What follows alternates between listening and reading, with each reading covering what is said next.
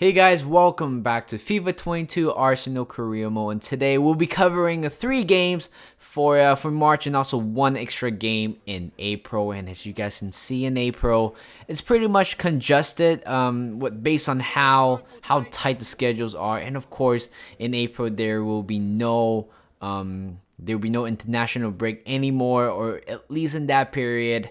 But instead, right here in March, we have a quite flexible schedule, I would say. First game, we were playing against Ajax last time out. We beat them 3-1 at their home field, and today we'll be going back to the Emirates Stadium. Again, this is going to be another tough battle because Ajax is a good team. Certainly, a few years ago, they actually managed to go into semifinal, and I believe that was basically the highest achievement that they could get back in the Champions League.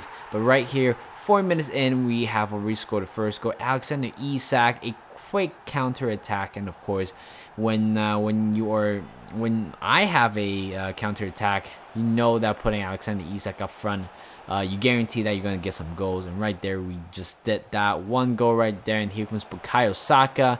Try to take a shot, but good save by the goalkeeper to deny the second goal. Because again, there's no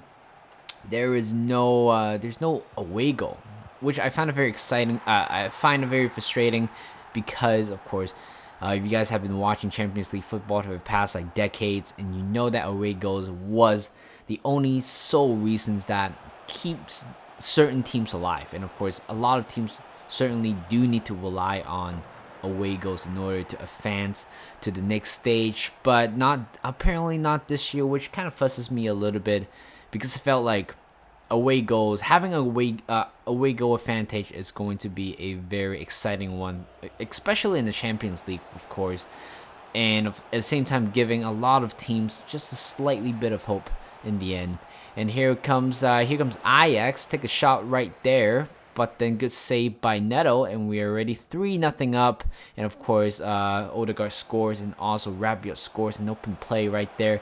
And here comes Martinelli dribbling down on the left-hand side, sweat to the middle to Alexander Isak. Second goal for him already, and the aggregate score is 7-1. And we already know by then that we are definitely going to the quarterfinal of the Champions League. But right here, Ben White has been making a lot of mistakes, and right there, his mistake capitalized the goal. And Klaassen right there, of course, he gave an interview, or he actually made some comments about how the manager, right, Eric van der, I think that's how you pronounce his name.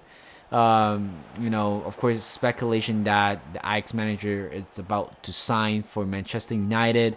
And of course, Klaassen, on the other hand, not very happy about it, because they think Manchester United hasn't been performing or hasn't been delivering for the past few years, and felt like Ajax is a much better team to invest in. And honestly, I don't blame what he said, because honestly, the manager that they have right now at Ajax is actually very good. And of course, if Manchester United somehow got the manager, it would be a pleasure for them, 100% for sure.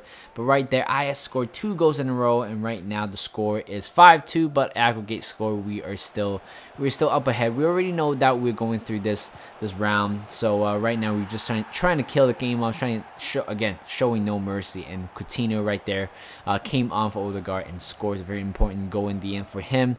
And in the end, we beat them 6-2. And look at round of 16. The score right here, a lot of teams hasn't been played yet, but Paris Saint-Germain has gone through. And of course, looking down here, again, a very, very good matchup in general. Dortmund versus what was that? Atletico Madrid and Liverpool, and also Bayern Munich.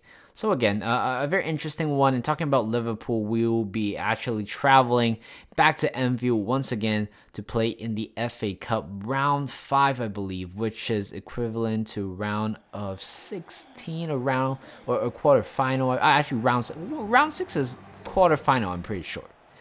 Actually, no. I got that wrong. Actually, round 6 is round of 16. Okay, my bad. Just kind of I messed up a little bit, but it wouldn't matter. But Neto making a very rare occasion once again. He's making 2 consecutive appearances which you don't see that often. A Champions League game right after that is the FA Cup. And Edo, again, in every competition, he is a very good backup goalkeeper. And honestly, if Aaron Ramsdale, fingers crossed, I hope that he's not injured. But if Aaron Ramsdale has gone down and go to the injured list, I literally have no problem having Neto in goal because he's fantastic. I told you this before in the Champions League group stage. If there is a team of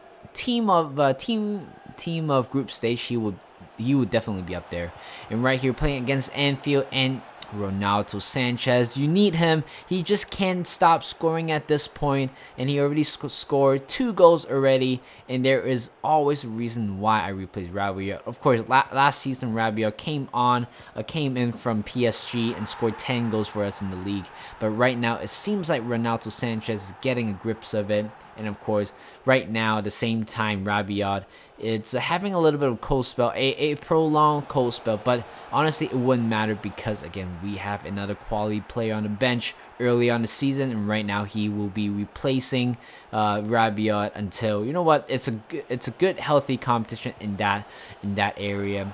But right there, he just scored a hat-trick, a cheeky little chip to make it 3-1. And then Bukayo Saka picked up an injury, but he still somehow managed to score that one 4-1. And at that point, I already know that we are going through to the quarterfinal of the FA Cup. But right now, it depends on actually trying to kill the game off. And Liverpool scoring another goal. And again, I forgot to edit for that one. But again, Serge Gnabry scores another one right there. 5-2. Again, I feel like 5-2. This score has been quite repetitive throughout the whole career mode, or at least for the past 3-4 games where we have been, conceded a lot, but at the same time scoring a great amount of goals.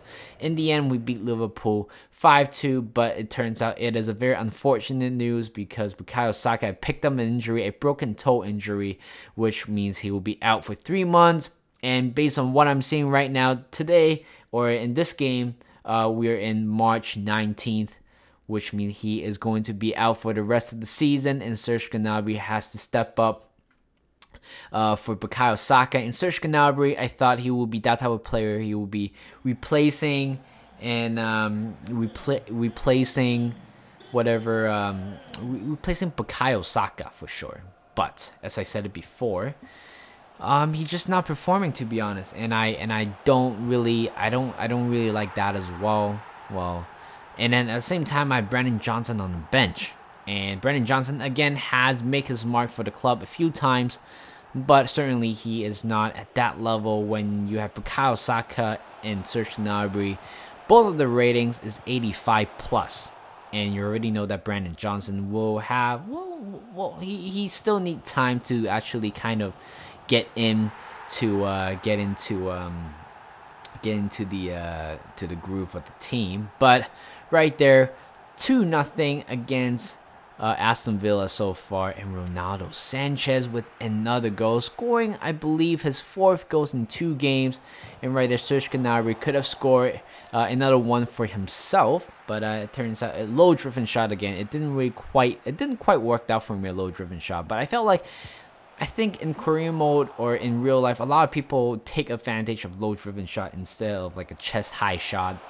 But, and of course, right here, another cheeky chip by Alexander Isak, and we made a 3-0. And of course, pretty much we killed the game. And I just realized Aston Villa has one of our former player, Granit Xhaka. And I said it before last time, I thought I was not going to sell any Arsenal players to another fellow Premier League club, but based on how we are shaping up right now, it wouldn't really matter to me where they're going. Of course, not the top biggest rival. 4-0, Calvert-Lewin scores the 4th goal, and Ramsdale got a little bit of action towards the end of the game, and we beat Aston Villa 4-0. Isak with 2 goals, Sanchez with 1, and also Calvert-Lewin came on and scored 1 goal as well.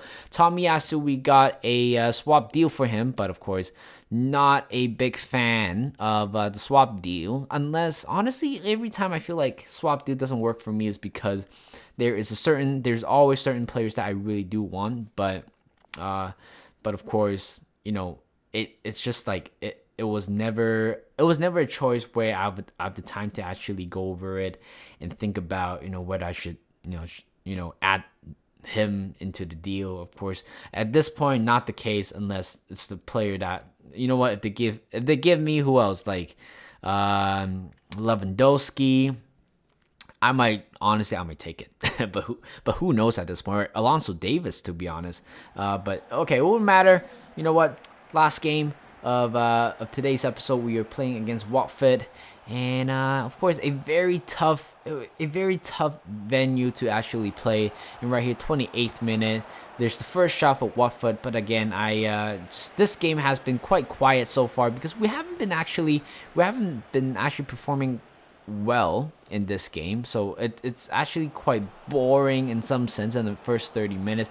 Alexander Isak has a chance right here, but good save by the goalkeeper, and to keep the first goal away from each other. And here comes Thomas Partey going by himself in the box right here, and he's take a shot, but it was over the bar. It was not a great effort after all, but right now we are still looking for that one goal. For some reason in this game we barely find the chances to actually score, and right there again the goalkeeper makes another fantastic save.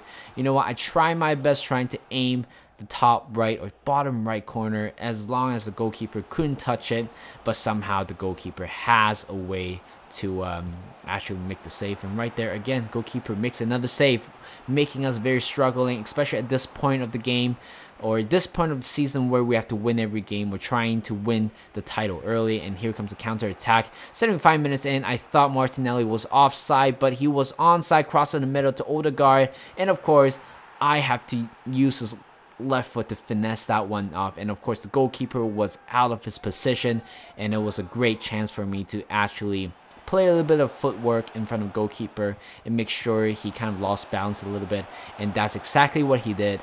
And Odegaard scores the winning goal, potentially the winning goal, but right there Tomiyasu with another great block. Honestly, if Tomiyasu wasn't there, that would have been a goal, and it would have been a devastating result. But in the end, we beat Watford by 1 goal. Not very ideal, but a win is a win. So checking out the Premier League table right now as we are heading towards the end of the episode. We're currently 12 points clear of Man City, but we have 1 game in hand, and a follow-up by Manchester United, Chelsea, Liverpool, Spurs, Everton, Leicester City, Newcastle United, and of course Fulham. Last time they beat us, but turns out they are at 13, which is quite decent. And the bottom 3 teams we are seeing right here are Leeds United, Watford, and also Blackburn Rovers. So thank you guys for watching. Hope you guys enjoyed this episode. Like this video, subscribe to my channel, and I'll see you guys in a bit.